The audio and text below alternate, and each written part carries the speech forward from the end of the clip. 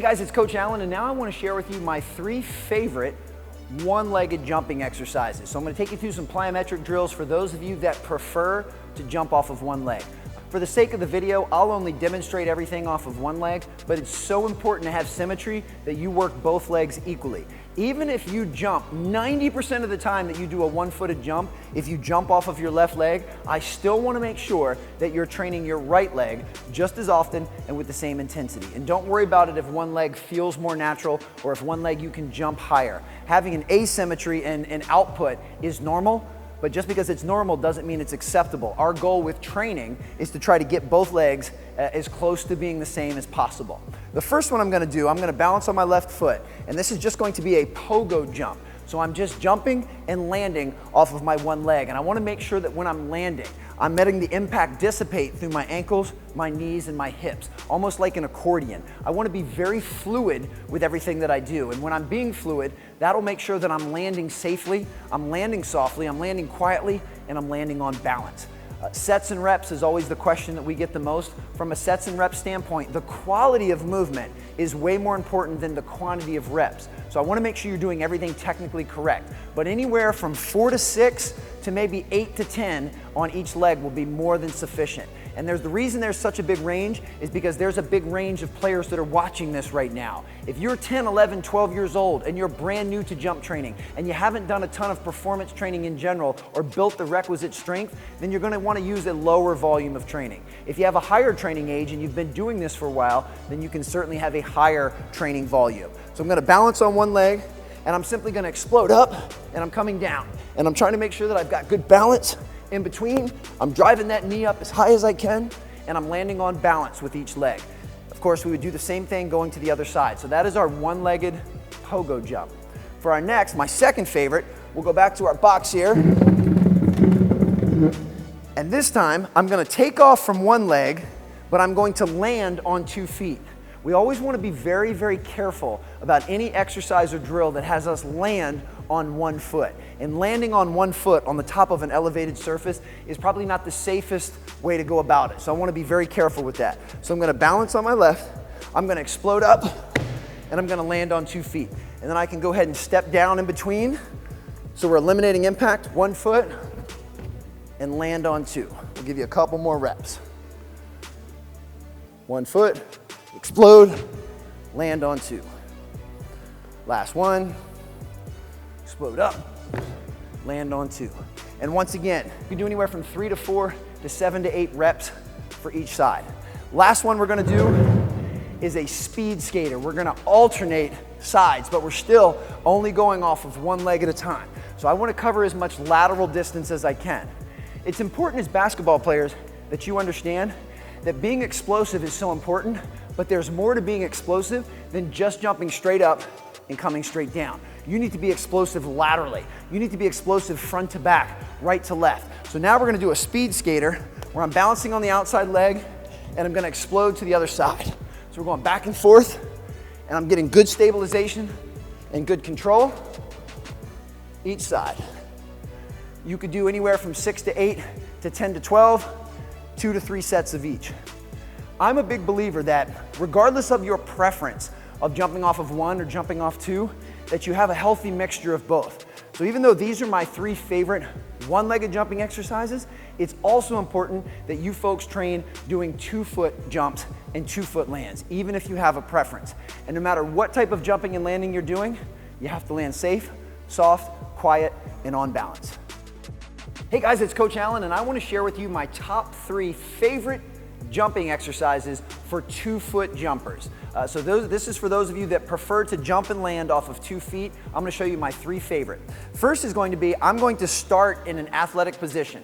I'm going to vertically jump as high as I can, but I'm going to land in a split squat position, or basically a lunge position. So we're worried just as much about the landing as we are about the jumping. But first and foremost, I want to vertically jump as high as I'm capable of. So I'm going to vertically jump and land in a split squat. And I want to make sure that once I land, I stabilize and freeze my entire body, just like I'm a statue. So from this position here, vertically jump, split squat, and hold. One more. Vertically jump, split squat, and hold.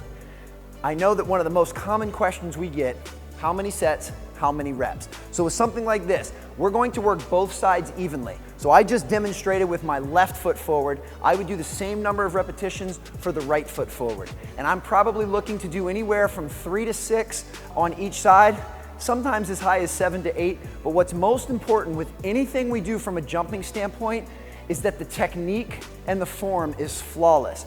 So if you start to give out from a muscular standpoint and your form starts to break down, then you need to get away with it and the set is over. But anywhere from 3 to 4 to 7 to 8 on each side is extremely important. Now, we can actually reverse this as well, and I can jump out from a split squat position, and I can vertically jump and land in an athletic stance. So we're just gonna do the exact same thing, we're just reversing it. So split squat position, vertically jump and land. I'll give you one more. Vertically jump and land. And I notice I didn't say anything about sets before. So if reps are gonna be in the 3 to 4 to 7 to 8 for each side, 1 to 2 sets of each is all that you're going to need. So that's our split squat series. Next one we'll do, I'm gonna actually grab this box, and instead of jumping onto the box, I'm going to do some depth jumps and lands off of the box. So from here, first one, we're just gonna step off and land and hold in that squat position. If you're trying to figure out how is this helping my jumping, well, the muscles that you use to stabilize your body when you land are the same ones that you need to be explosive when you jump. So this is just kind of a way to help prime ourselves and get ready to build the foundation we need in order to jump. I'll give you one more, and then we'll add a wrinkle to it. Now, I want to be as elastic and as bouncy as I can. So as soon as I hit the ground, I'm gonna go right to a vertical jump. So it's step off, hit the ground, vertically jump, and then land soft, quiet, and on balance. So from here, jump up, and then stick that landing. Land, jump up, and stick that landing. We'll give you one more. Step off, jump, and stick that landing. And we can get rid of the box.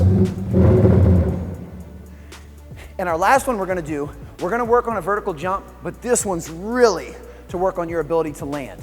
So this is not a game-specific jump at all. We're gonna do a full 360 or a helicopter with our landing. So I'm gonna vertically jump, turn 360 degrees in the air, and land safe and quiet and on balance. So from here, gonna explode up and land. A little bit off center, explode up and land.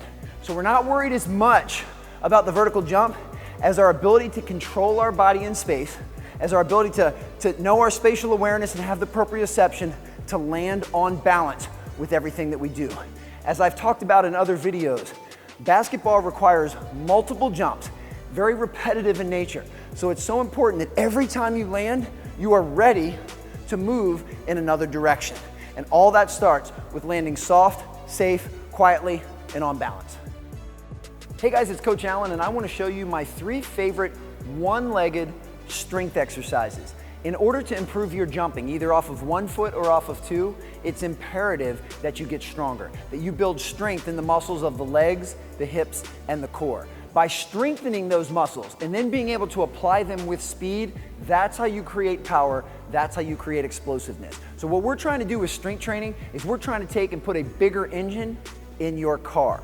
Now I'm gonna do one with just body weight, I'm gonna do one that uses the dumbbell and one that uses the barbell, just to have variety. But please know that the modality at which you use is not what's most important. And these 3 exercises I love because they round out a very well-balanced strength program. The very first one we're going to do, and I can actually hold the dumbbell, I'm going to do a reverse lunge. So I'm gonna step with my left and I'm gonna step back with my right, and I'm just gonna counterbalance it by holding this dumbbell in my right hand. So I'm simply stepping back and driving straight forward.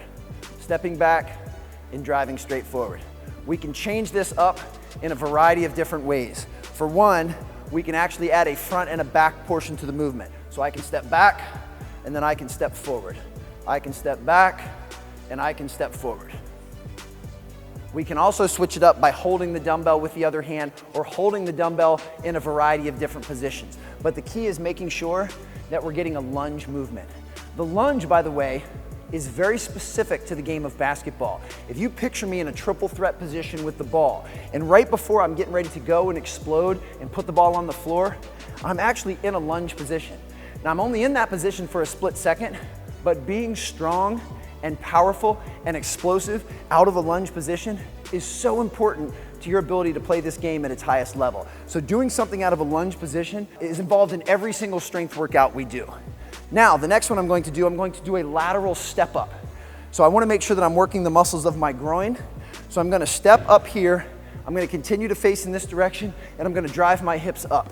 And I'm going to take a nice wide stance at the bottom, again, to work the groin as well as work my hips and thighs. So I'm driving up and back, up and back, driving that knee up. You can do whatever you need to do from a hand motion standpoint, whatever feels natural and feels comfortable. I chose to do this just purely out of body weight, but this again is one that you could hold a variety of different modalities. I could hold a med ball, I could hold a dumbbell or a kettlebell. So it doesn't matter what you choose, just make sure that you're doing it correctly.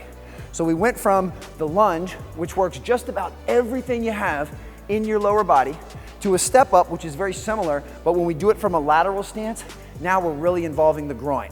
And the last one I'll use the barbell, and we're going to get a one-legged stiff leg deadlift. So I'm gonna balance on one leg. This leg is not going to be locked straight, but it's also not going to bend. And I'm gonna hinge at the hip and let the barbell pull me to the ground. That was not a great rep. Let the barbell pull me to the ground and then drive straight back up. As you can see from my first rep, this also incorporates a ton of balance. Not easy to balance on one leg when you're holding an implement with two hands. And you'll really feel that in your hamstrings and posterior side.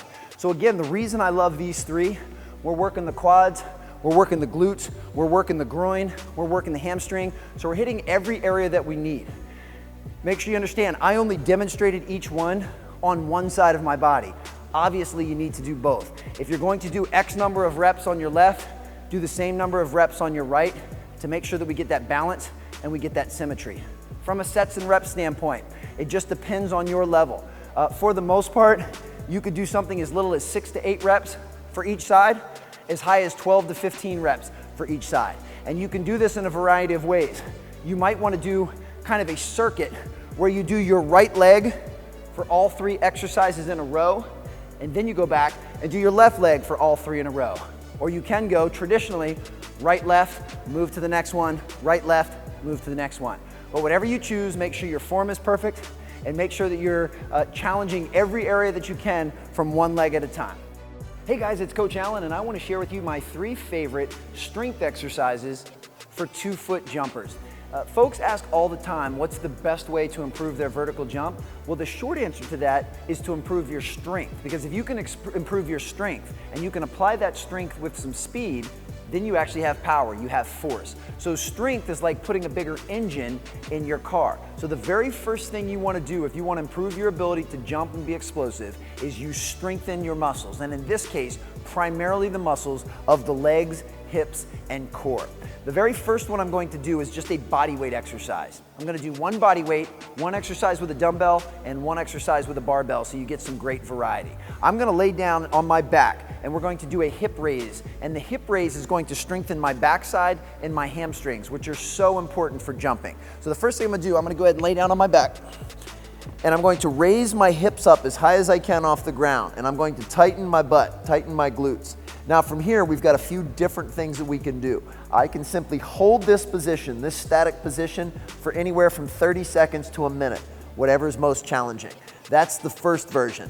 Second version, if I want to level up, is I can drop my hips to the ground and raise my hips to the sky. So we can actually start doing reps at this point. And I know sets and reps is always a question that we get. From a sets and reps standpoint, when we're doing body weight, you usually want to do as many quality reps as you can do without sacrificing your form. So it's so important that you do things correctly. Some of you may only be able to do 10 to 12 of these. Some of you may do 15 to 20.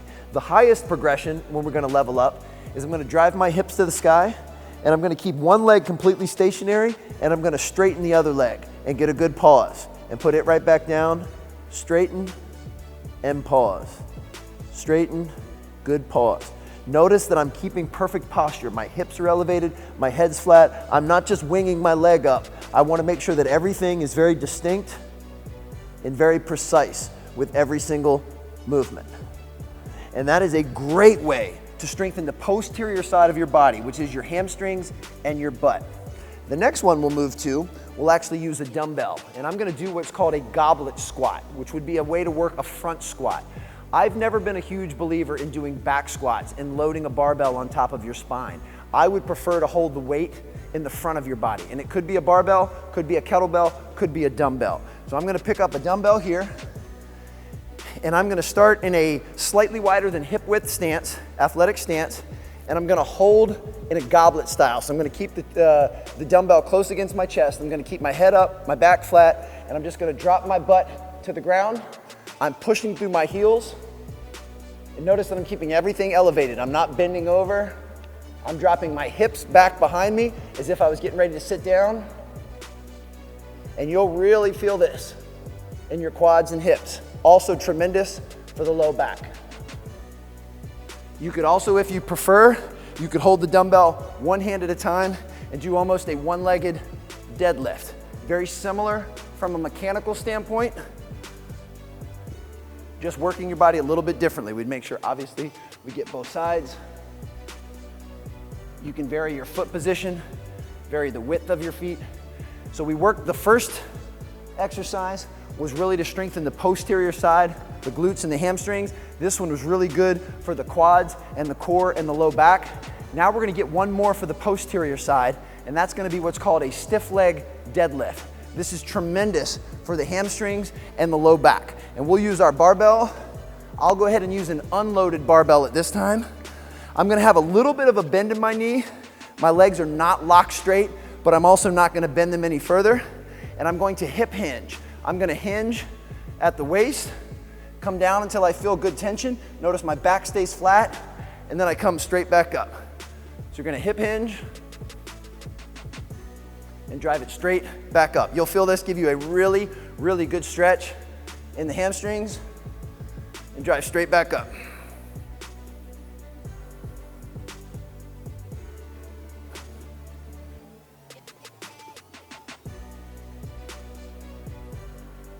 Now, the reason that I chose two exercises that focus on the posterior side is because the game of basketball is running and jumping by nature. And when you're running and jumping, it tends to put a lot more stress on your quads and the front side. So in order to balance that out from a training standpoint, I really want you to strength train the back side of your body, the posterior side. So while we did get a great goblet squat, which was great for your thighs, I want to make sure we do something for the hamstrings and butt. These three exercises, once again, are going to help put a bigger engine in your car. And when you take the newfound strength that you'll have from doing these and you apply them with speed, doing your plyometric and jumping exercises, that's how you build the most explosive player possible. Hey guys, it's Coach Allen, and I want to share with you my favorite strength exercises for improving your first step. And anytime we're trying to improve our first step, we're going to do everything out of a split squat stance, which will look very much like a lunge. And I'm gonna take you through an entire progression that you can do. And anytime we're in this split squat stance, we're working all of the muscle groups of the lower body, out of the hips, and of the core. As always, anytime we do something with one foot facing forward, it's so important that we work the other side for the same number of reps, same number of sets. Talking about sets and reps, for these, I'm gonna say some of them are going to be done for time, especially something that we're going to do that involves a pause. They can also be done for reps. From a time standpoint, 15 to 30 to 40 seconds might be sufficient. From a rep standpoint, 4 to 6, all the way up to 7 to 8. Again, anytime you're wondering why there's such a large range in how many reps I would have a player do, it's because every player is different. If you're younger, you're not as strong, you don't have full command of your body, you have a lower training age, and you don't have the same requisite strength as someone that's older, you're probably going to do less. So again, this is all about finding the sets and reps that are challenging but appropriate for you. The very first thing we're gonna do is we're gonna get down in a split squat position. And when we get in our split squat, we wanna make sure that we stay hip width apart. So it's important not to put both feet on a tightrope where you'll have no balance. I wanna stay hip width apart, and I'll put one foot out in front and the other knee behind. And and we're just gonna hold this position here. So this can be our pause, and we can hold this for 15 to 20 to maybe even 45 seconds. So there's not gonna be any movement involved, but I'm making sure that everything's stable from my neck down. And I'm keeping it, my torso is upright. Now from this position, we can actually stand up and back down, and we can get a good pause for the cause at the bottom. So we can extend straight up and straight down. Now notice, this would be a position that I would get ready to explode from into my first step. That's why we're working these. So I can come up and straight down. Up and straight down. If we want, we can actually add some movement to it. So I can come up and drive this knee up and back down. Up, drive the knee up and back down. So now we've got some movement out of our split squat. We can also do some jumping out of this. Now it's going to be a light jump, but I can go from here and I can explode up and right back down. We'll get a good pause at the bottom. Explode up and back down. Explode up, back down. That's all out of a normal split squat. If you want to challenge yourself even more, we can actually use an elevated surface and do a rear foot elevated split squat. So now I'll put my instep on the top, which will be my shoestrings facing down, and we can go here. We can get a good pause at the bottom and drive straight up. So we're gonna get a good pause at the bottom, drive straight up.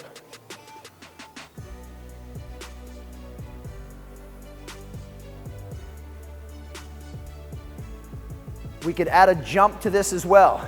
It's not going to be a very high jump, but we're looking for anything we can do to progress safely. So I've still got my foot here, here, and we explode up, back down. Good pause at the bottom. Oh, lost my balance. Now, that's for first step explosiveness, working primarily the front side of the body. We can do the same thing working the back side. So we're gonna go ahead and lie down in a face-up position, and we've got a few different movements we can do here. So from here, I can hug this knee into my chest, and I'm gonna push through this heel and drive my hips straight up. So now I'm working my butt, my glutes, my hamstring. This is vital for your ability to explode. I could also cross this leg across here. It's just gonna change the angle, work my groin a little bit different. Big drive up. I can also elevate this foot all the way and push up as high as possible, trying to raise this heel to the sky. If that's not challenging enough, we can actually bring it over and we can elevate on the posterior side. So we can start here and we can get just a hold for set time. We can then add our reps so we can drive our hips up.